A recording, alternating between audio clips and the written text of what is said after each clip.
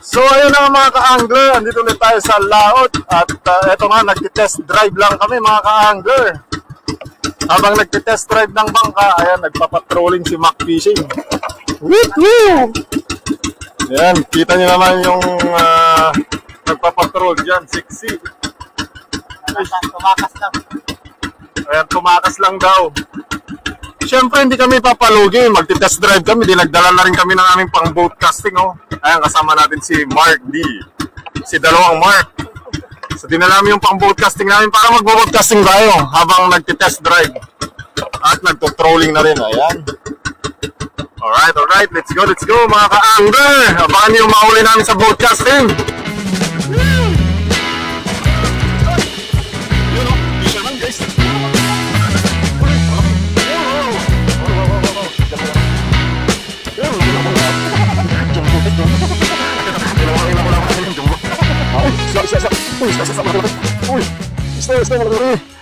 At ito na guys, nag-start na ang boat casting. Fish on guys! Oh, fish on daw si Mac Fishing. Lapo-lapo to, lapo-lapo. Tingnan natin kung ano yung nakuha niya. Oy, red lapo. Okay, pang ulam. Kunin na natin. Ayan guys, oh. Tag-ulan na ngayon. Tag-ulan na yan. Mahirap ng ulam ngayon. Ayun, oh. Okay, Okay na. Releasean mo. Alright guys, first fish on the boat, red lapu-lapu. Maliit nga lang.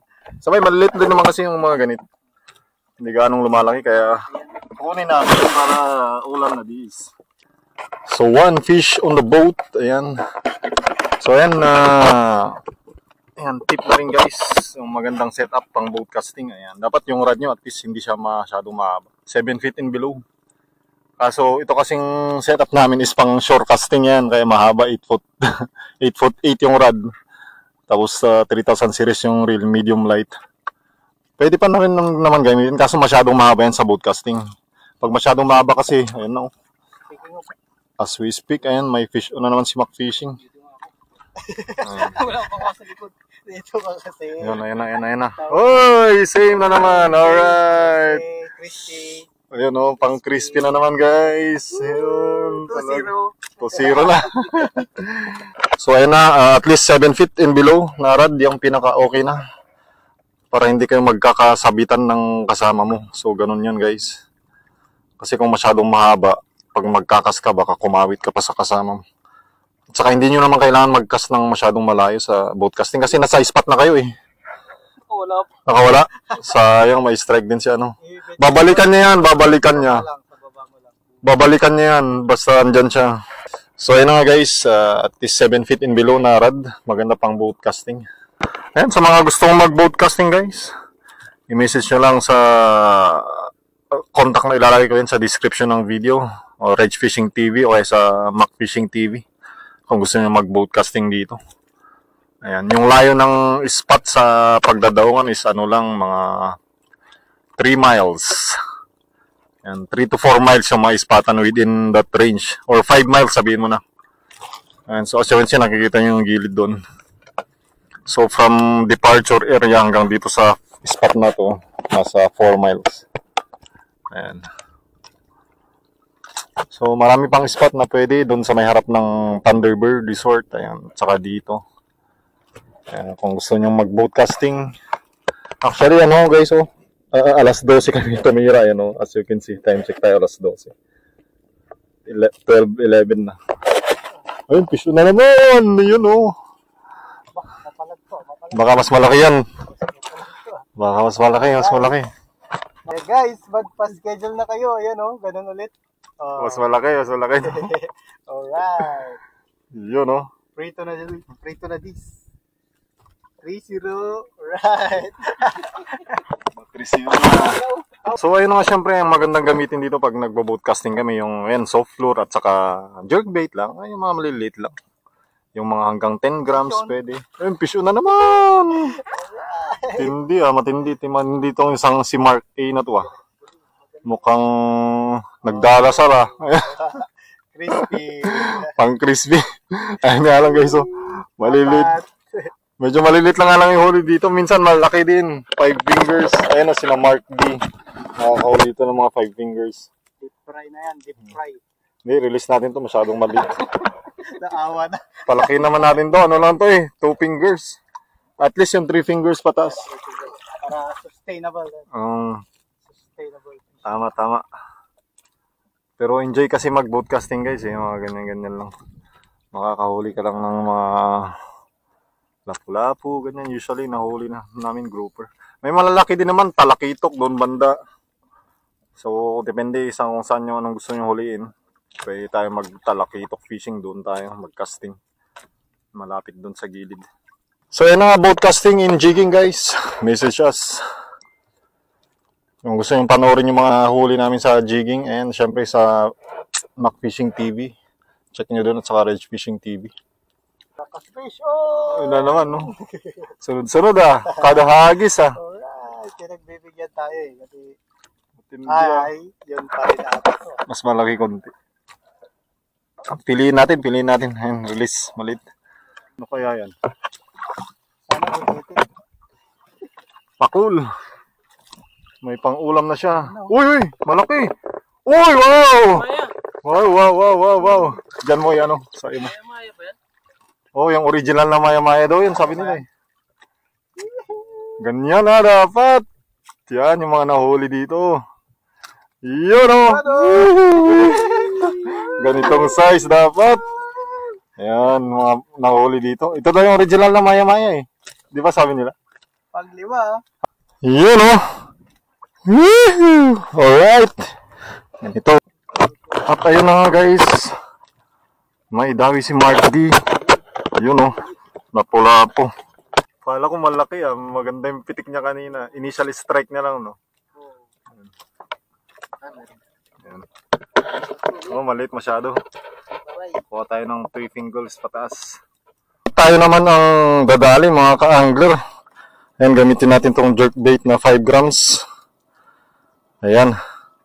Ito ang gamitin natin. So ako naman ang dadali kasi umuwi na si Mac Fishing. Meron daw siyang gagawin. So kami ni Mark D ang naiwan. Magka-casting kami dito. Ay, nako. Left hand pala siya. Ito na. Fish on! Sabihin mo kaagad para maganahan ako. Alright. Cast na. Palubugin natin sa ilalim bago natin i-retrieve para puro yun. Ayan, tapos pop. Ikot pop, ganyan lang guys. Ang technique natin, yung pag-retrieve natin ganyan. 2 ikot, 3 ikot, saka pop. On tayo. Ano kaya to? May laban-laban siya eh. Yun fighter. Hindi to lapo-lapo. Uy! Bugs! Yes, sir! Alright! Pigeon! Yung inaasam natin na bugsi, nahuli natin. Alright. At ayun na nga, nakadali tayo ng emperor fish. Mga 4 fingers. Ayan guys. Alright! Yee! Alright. Fish on! Yes, sir! Mas maganda talaga pag malapit sa ilalim. Mukhang lapo-lapo na to hindi. Ganun din. Bugsi. Alright, mas malit lang to. 3 fingers. Pwede pa rin yan. Keep ko na to guys kasi ngayon lang ulit ako dali ng bugsi. Ayan. Talagang sa ilalim. Closer. Mainit pa kasi kaya hindi sila ayun na lang ganong lumabas. So ayan guys, yung second catch natin. Another emperor fish. Alright. Ayun, nagbalit tayo ng lure kasi sumabit na yung isang lure natin. So gamitin naman natin to. Same 5 grams pa rin. Ibang kulay lang. At least naka-2 na yun. Natin kung ano yung madadali nito.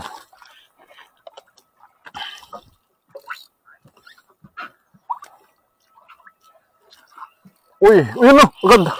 Sumabit. Ay, hindi, isda. Isda. Pishon. Fish on tayo. Ano kaya to? Uy, ano? Uy, bugsi na naman. Ayan, ito siguro humahabol kanina. Alright. Another job fish. Ay, job fish. Ano to, jigging? Broadcasting pala tayo, guys, hindi jigging.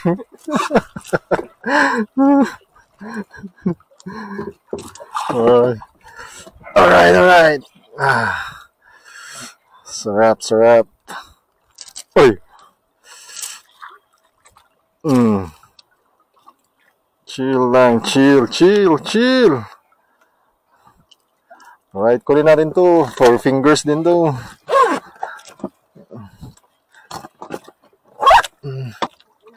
Oh, yun ang pisyon. Bakit yan ah. Ayun oh, nag-uusap lang kami bilang may strike sa kanya. Kita ko yung rad niya.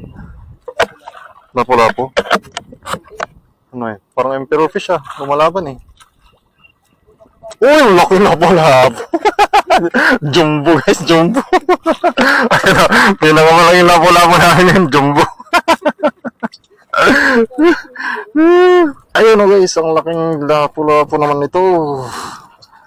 Malaking lapo-lapo guys sa species niya. Yun ang ibig sabihin namin.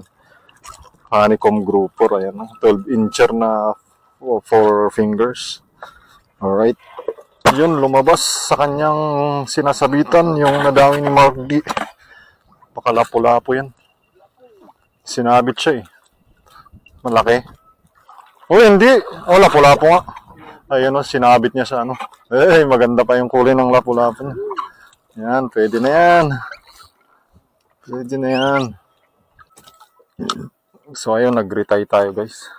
Naglagay tayo ng bagong leader line kasi nga sumabit, nagasgas, naputol. Nagpalit ulit tayo ng lure. So, ito naman na kulay.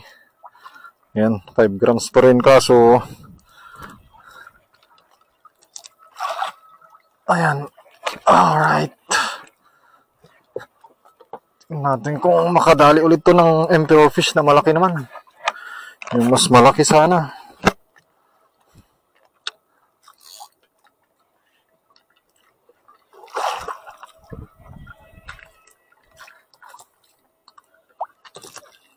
Uy!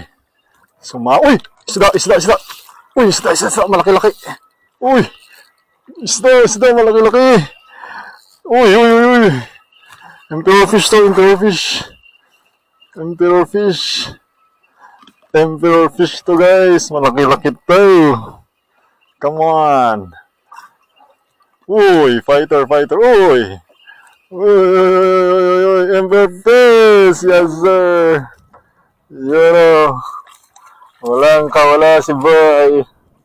Woo! Yan yung hinintay namin na strike dapat. Alright.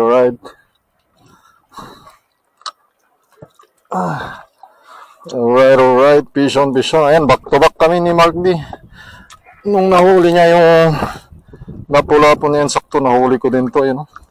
Ito na yung pinakamalaki kong emperor fish ngayon ah. Ayan o guys, champion o. 2 hook. So ganito yung mga nahuli dito sa spot namin ng boat casting. Mga emperor fish, etc. Ayan o. Champion guys. Isa pa. Ayan o. Yee! Kaya sino? Ayun, fish on. Uy! Emperor fish to. Emperor fish. Maganda talaga pag gano'n lang, basta nagkikwentuhan lang guys. Biglang may kumakagat. Oo, ayun o. Huwag masyadong seryoso sa buhay. Ayun o. Yee! Another 4 fingers. Champion, panaro. Alright. Ilagay na dito agad-agad. Diyan o. 1, 2, 3, 4, 5 lang nalubog. Ayun, malaki ah. Sinabit. Ayun, meron siya pumipitik. Andiyan pa. Pumipitik eh. Ayun, fish on din. Di na kita papakawalan. Emperor fish to. Mas marami sila dito sa gilid, bro. Ayun, oh. Oy! Alright.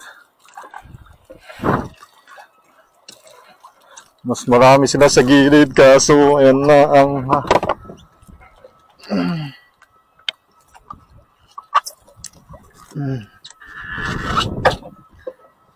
Wala talaga. Bigyan mo lang ng line para lumipat siya ng... Ano? Ayan, naka-apat na tayo. Ilan na? 6 na tayo ng emperor fish. Ayan, tingnan natin kung makuha ni Mark dito. Sinabit siya eh. Sasabunin ko. Ayan eh. Dito pa ba siya? Ayan, meron pa eh. Dito pa.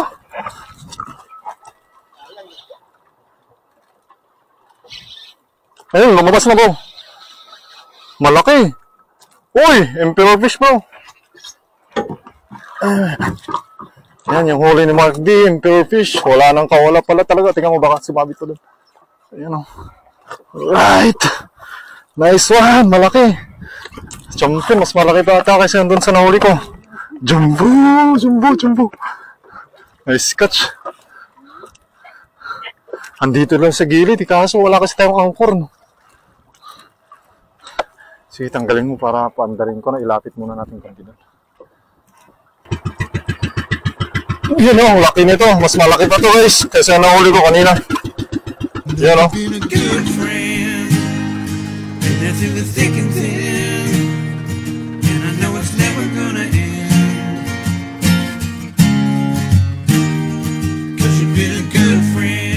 So ayun mga ka-angler, kita-kits ulit tayo sa susunod na boat casting session namin kasi ayan, as you can see, parating na yung ulan. So gusto pa namin sanang mag-fishing kaso wala talaga eh. Mahirap naman yung mabasa tayo, maabot tayo ng ulan dito. So try lang muna namin dito saglit, dito sa may Walas, sarap ng Walas, ayan. Mag-casting lang kami, mga siguro 5 minutes, tapos uwi na kami. So ayun, sa mga gustong mag-boat casting, mag-jigging, ayun, mag-message lang kayo sa Reg Fishing TV o kaya Mac Fishing TV. Alright, so kita-kits tayo sa susunod na boat casting session natin. Until next time, fish be with you!